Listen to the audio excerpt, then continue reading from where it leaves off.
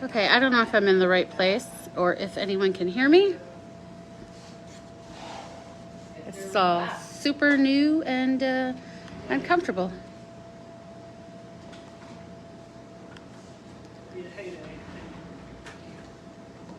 Hi, Katie. Okay, I see some people joining in. I know Heather said don't say let's give people time to start in her tutorial on how to do this, because you know there's a tutorial. But I am going to give it just a minute or two, and then we'll get started, simply so I can maybe not be so nervous. Hi! Okay, how do I get rid of the comments? Okay, perfect. So let me fix this a little bit. I'm so excited too. Okay, so my name is Kia Hewett. I am one of the owners of Open House Baking, which is a brick and mortar bakery located in Greenville, North Carolina. We are in the east coast of North Carolina, about an hour from the beach, about an hour and a half east of Raleigh.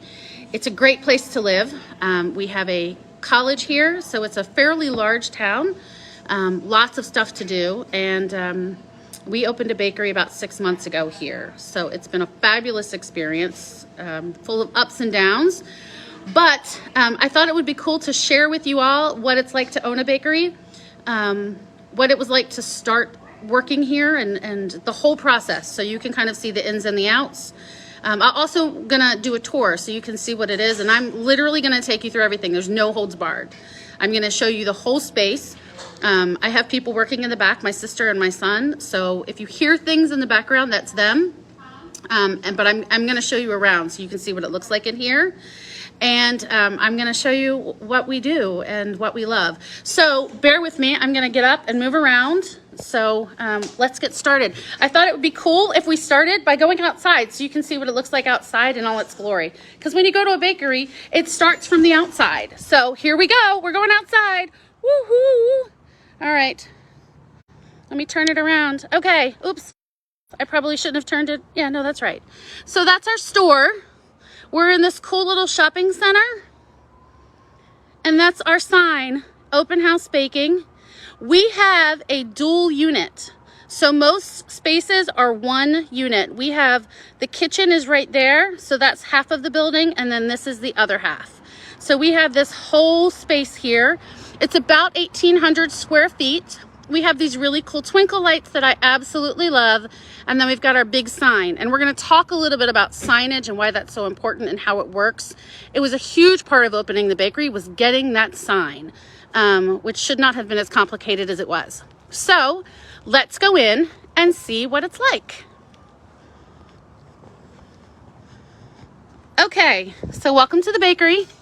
So when you come in, this is our main space with our counters. Now you can see back there, there's a cut through to the kitchen. So customers can see me when I sit at that table and I'm decorating things, like right there. You'll see all my junk tonight that I've dropped there. But this is our counters and our seating area. We have only 4 tables because we don't have a lot of dine-in. People grab and go, but we have occasionally people who sit. But we do have these really cool shelves for merchandising. And so we use that a lot. So we've worked with local vendors, small businesses who are trying to find space to get their product out. We don't charge them for the space. We don't take a profit either. We do that because we think it's important to support small businesses, because we are one. But we also do that because it helps us if those shelves are full. For the first couple of months we were here, we've been here 6 months. For the first couple of months, those shelves were empty, and it looks disastrous. By having things on those shelves, it brings their people in, it draws people over to this space, and it helps us to look more professional. So we don't have the bandwidth to make enough to keep those shelves full. So we work with local businesses. So we've got a team that does these cool towels. They do all kinds of embroidery, and they have things for the holidays. We purchased a membership to Fair, which is a wholesale organization where you can buy things. So we buy candies and put candies out. We do make some things like strawberry hot cocoa, and during Christmas we had a ton of things out for people to buy. We have a local lady that does candles, and so we have a space here for her so she can sell her candles. We have 2 full units from a local pecan company that we absolutely love. We've worked with them for about 2 years now at various things, and so they have 2 full shelves, which is great. We have our little coffee station,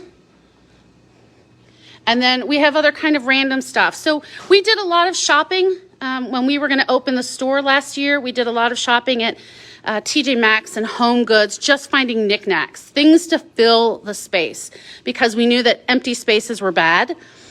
You'll find a lot of times we resort to cookbooks and cake plates, which I love, and I've been collecting for years.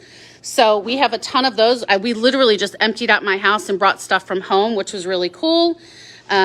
So there was a ton of cake plates and little cake plates. I think I had probably 30 of them, and we just packed them all up and brought them here, which is good. The bad side is if it's on a shelf, somebody's going to want to buy it.